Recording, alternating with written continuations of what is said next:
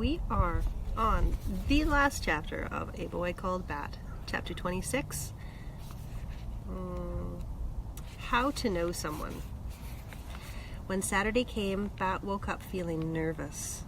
What if Israel wanted to hold Thor? Would Bat have to let him? What if Israel didn't like the snacks that Bat and Mom had decided on? Lemonade and crackers and apple slices and cheese. Mom asked Bat what kinds of food Israel liked and what he liked to do for fun. But Bat didn't have any answers. He hadn't ever noticed things like that. Most kids like to play handball at recess, he told her. Well, does Israel? Bat didn't know, but Mom said that was okay because they didn't have a handball anyway. Maybe you boys could plant some of the seedlings, she suggested. Mom had little plastic pots of herbs growing in the sunny kitchen window, and now that it was getting warm, it was time to put them in the garden in the backyard. I don't know if Israel likes to plant things, said Bat. Most kids like to dig in the dirt, Mom said. So when Israel and his dad arrived at 11:30, the first thing that Bat said when he answered the door was, "Do you like to garden?" Israel shrugged. "I guess," he said. "Bat," Mom said behind him, "invite them in." He was blocking the doorway, Bat realized. He stepped back and said, "Well, come in." "Thanks," said Israel. His dad said, "Thanks so much for inviting Israel over." "Thanks for bringing him," said Mom. "I'm Valerie." "Tom," said Israel's dad to Mom. They shook hands. Then he said, "I'm just going to run a few errands. Can I pick him up at 2 o'clock? After Israel's dad left, Bat said, "We have apples and cheese and crackers and lemonade. And Mom says that we can plant the seedlings in the garden. And I guess if you really want to, you can see my room." "Actually," asked Israel, "I was hoping to meet the skunk." "Oh," said Bat. "Okay." Thor was in his enclosure. He was getting big enough to walk now. But he still wasn't really steady on his feet. He seemed to know that when Bat opened the enclosure door, it was something to be excited about because he woke up and started scooting around. "He's tiny," Israel said. Bat scooped up Thor and held him close. Thor could see now, but not very well. Skunks didn't have very good eyesight.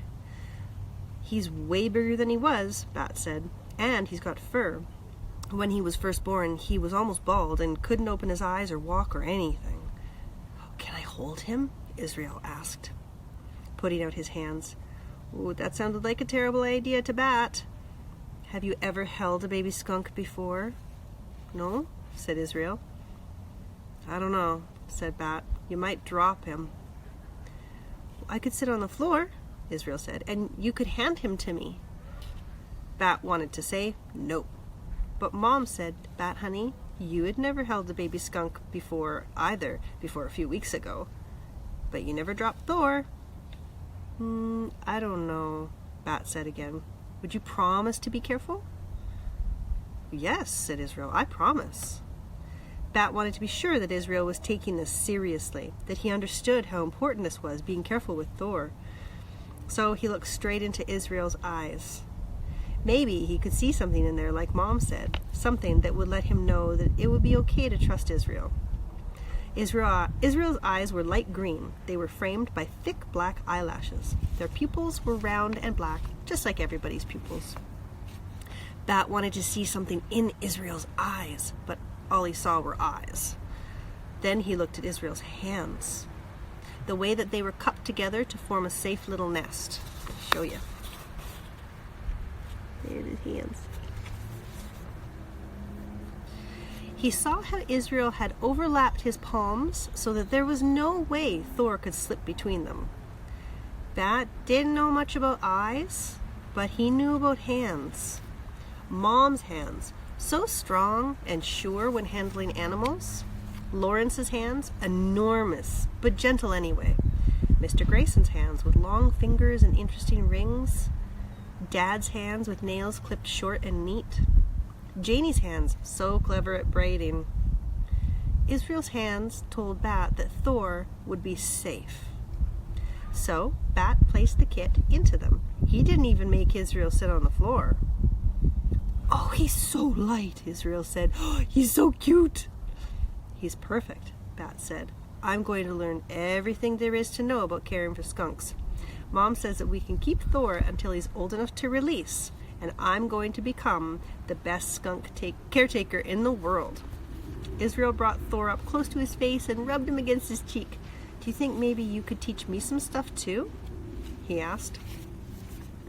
You want to learn about the care and feeding of skunks? Bat asked. Yes, said Israel. Maybe they could plant the seedlings the next time Israel came over. Maybe today they could talk about skunks and research skunks and watch YouTube videos about skunks. Okay, said Bat. Israel handed Thor back to Bat, and Bat put on the sling and tucked Thor inside.